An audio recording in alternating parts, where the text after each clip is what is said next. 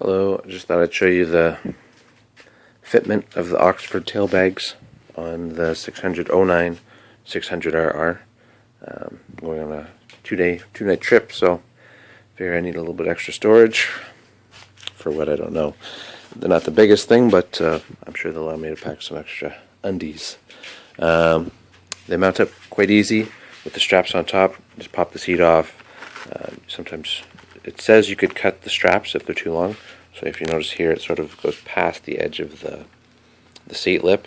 So I'm not sure if doubling it up will make a difference. When I fit it on the first time, I just peeled it back and left it back so it was less room, not as thick there.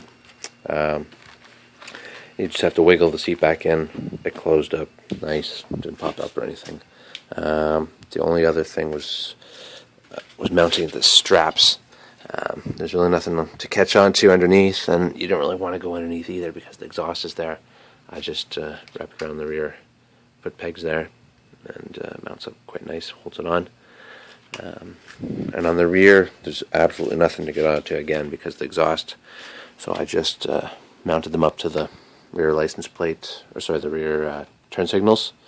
Try and keep them moved up a bit so that there's a little bit of sideways visibility to the signals. Not that it makes a huge difference, but obviously more visibility is what we're looking for. Again, I just mounted it up to the license plate, or sorry, the turn signals. There's nothing to get onto here. I took off my license plate and built my own custom bracket, but just to get rid of that massive mud flap. So that's what was underneath, and I cut that off. Just had some nice pieces just to make it a lot cleaner.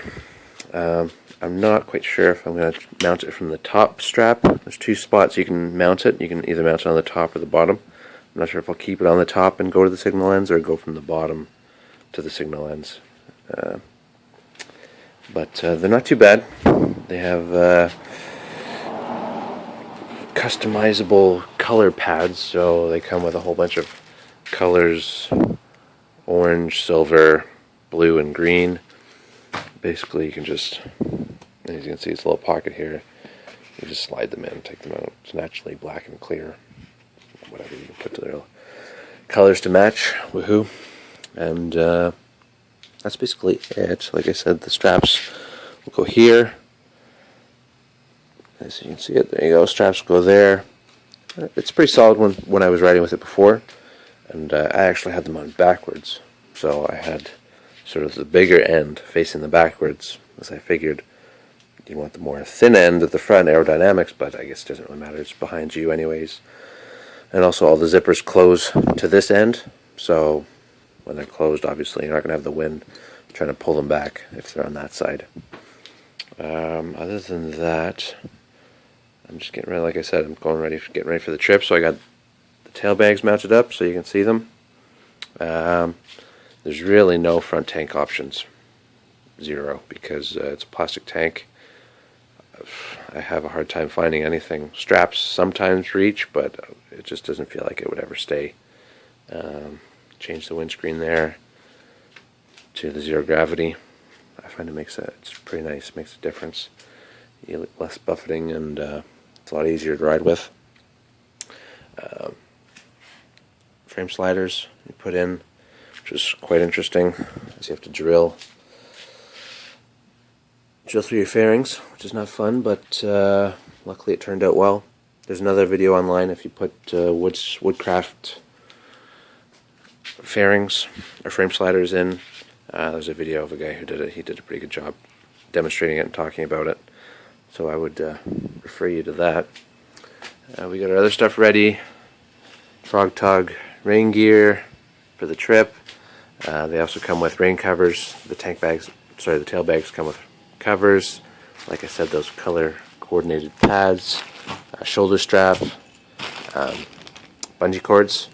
I'm not using it in this application, but nice to have anyways.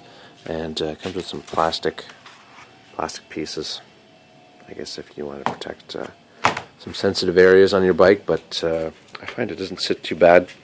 And I rode with this a little bit already and I think I got up to highway speeds, or past highway speeds, and it didn't flail around or didn't do anything. And then I took it off earlier just to check if it did any damage to the paint, or scuffed it, or even looked like it was going to.